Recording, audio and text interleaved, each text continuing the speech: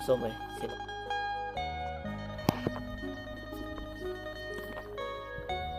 พี่น้อง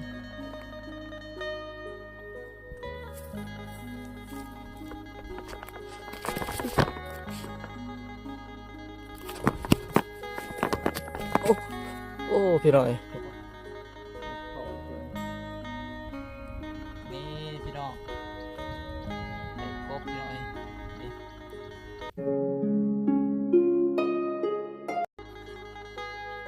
กราบสบายดีพ่อแม่พี่น้อง FC เมื่อสุขุทุกคนเด้อครับพี่น้องยินดีต้อนรับเข้าสู่ซองหน่อยบ่าวเล่าไต่พี่น้อง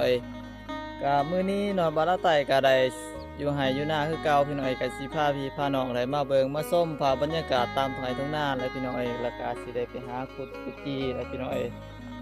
บ่ฮู้ว่าสิได้หรือบ่พี่น้องเฮาก็มาเบิ่งมาส้มมาติดตามรับส้มไปนำกันพี่น้อง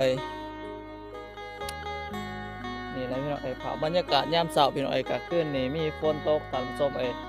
คิดว่ากุจีมันคือสิมีพี่น้องคือสิออกมาลายพี่น้องอยู่ตามกองขี้งัวขี้ควายพี่น้องเฮาก็จะได้นั่นก็มาลุ้นเบิกน้ำกันแหละพี่น้องก็บ่แน่ใจว่าสิมีแท้หรือบ่พี่น้องแต่ว่าตามปกติอันนี้ฮอดยามฤดูนี้มีฝนตกลงมาพี่น้องก็กุจีมันก็ออกมาแล้วพี่น้องตามกองขี้งัวขี้ควายมันก็มีลายพี่น้องแต่ว่าเจอมีบ่ฮู้ว่าสิมีหรือบ่พี่น้องเพราะว่าฤดูกาลมันก็เปลี่ยนไปเด้พี่น้องฤดูกาลมันก็เปลี่ยนไปพี่น้องก็อาหารการกินหรือว่าอีหยังต่างๆพี่น้องมันก็เริ่มหายากพี่น้องมันก็มีน้อยแหละพี่น้องก็เริ่มอึดนี่แหละพี่น้องภาพบรรยากาศยามเช้าพี่น้องตอนนี้กำลัง5 โมงปลายพี่น้องบ่ทันได้6 โมงทันซบนี่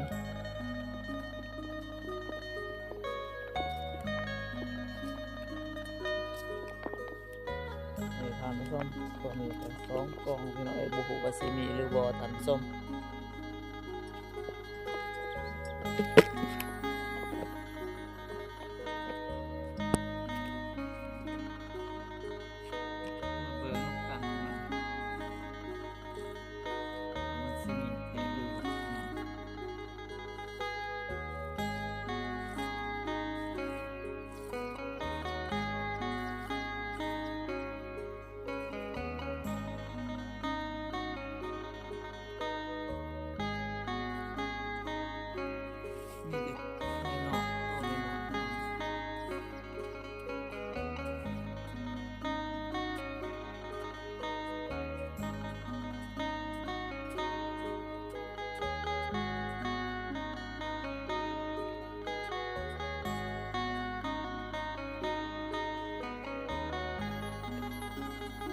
ยามนี้ก็มีเสียงนก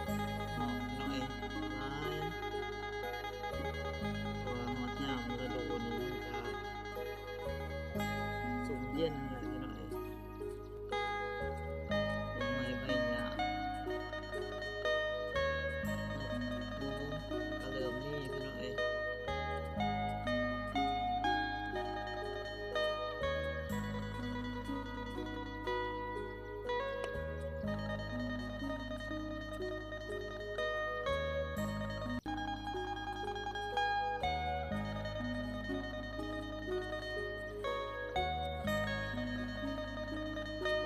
พี่น้องได้ได้เดียวไปต่อพี่น้องลายอยู่ก่อนอันนี้หน่อยแต่ว่ามันบ่มีพี่น้อง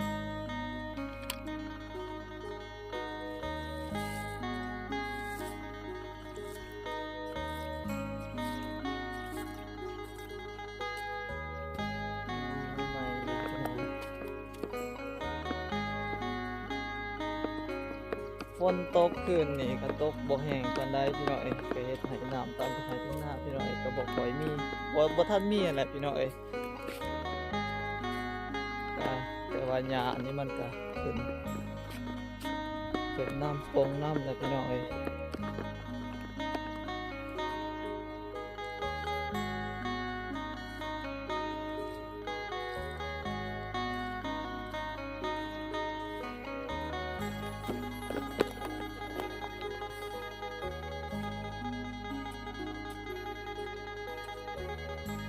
ชม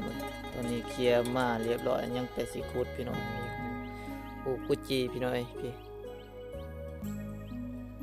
โอ้โหว่าสิได้หลายหรือซำใดพี่น้อย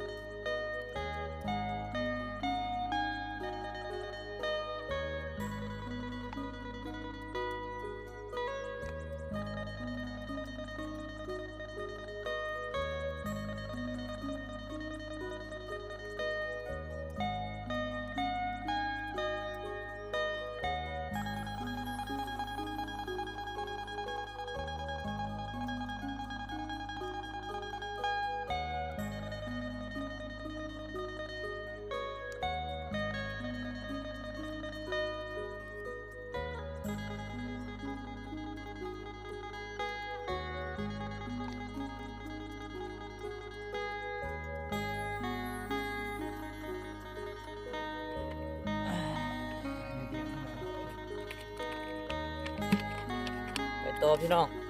ใช้เวลาโดนพอสมควรพี่น้อยขุด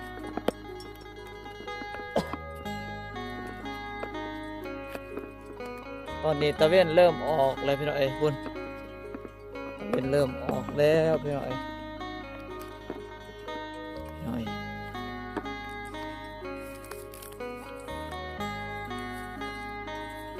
ท่านผู้ชมโอ้โหว่าสิมีตัวยังพี่น้องมาลองเบิ่งนำกันพี่น้อง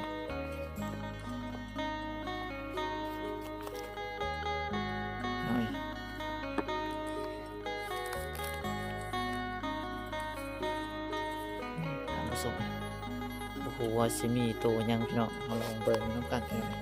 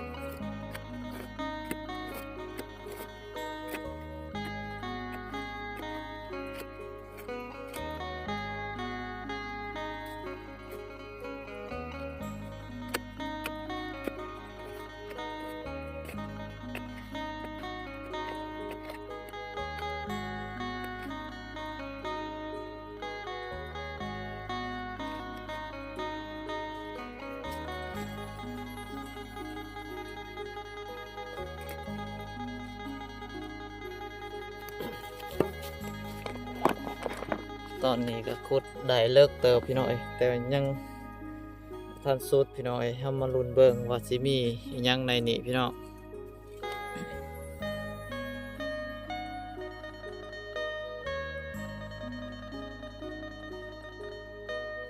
เลิกสมควรพี่น้อยยังบ่ทันสุด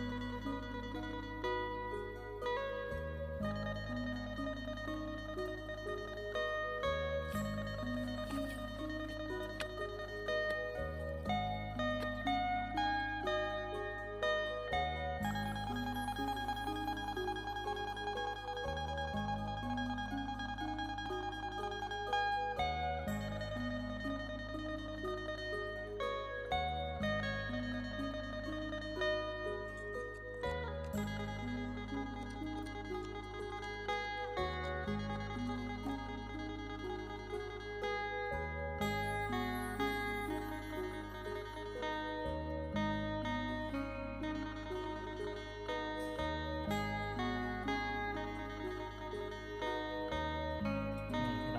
ว่าติขุดจนเมื่อยพี่น้องสิได้เขียดโตนึงอันนี้พี่น้องพี่น้องผ่านการขุดของยาพี่น้องก็บ่ได้หยังพี่น้องว่าสิได้กบพี่น้องแต่ว่าไ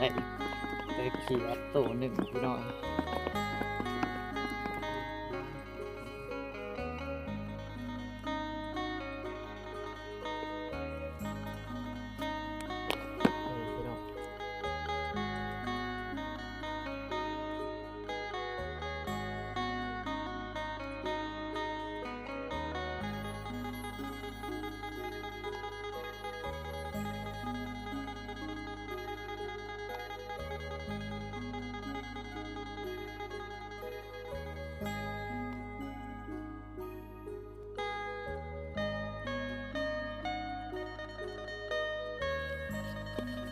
พี่น้อยตอนนี้ก็สิได้เป็นหูตัวนี้มันงามพี่น้อยก็สิลองขุดเบิ่งพี่น้อยมาเบิ่งนำกันพี่น้องท่านผู้ชมสิลองขุดเบิ่งพี่น้อง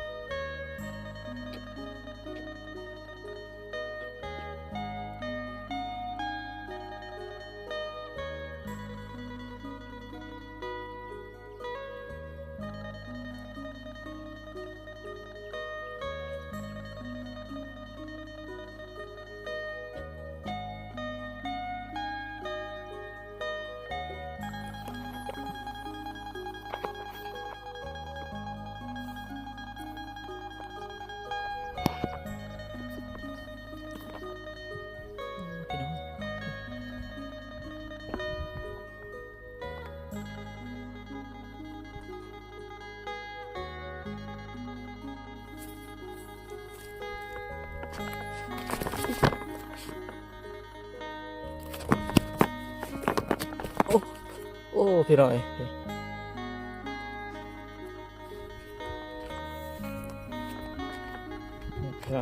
ได้แล้วพี่น้อย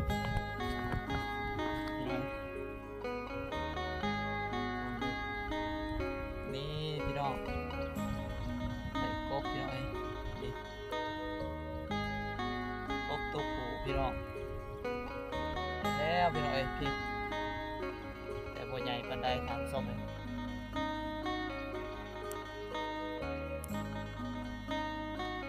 พี่น้อง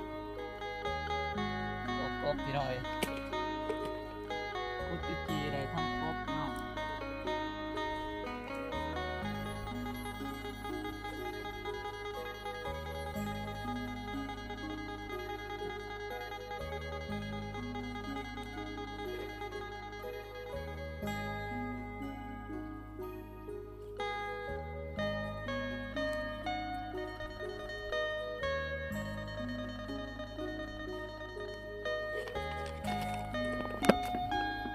พี่น้อยตอนนี้ก็สิได้เดินทาง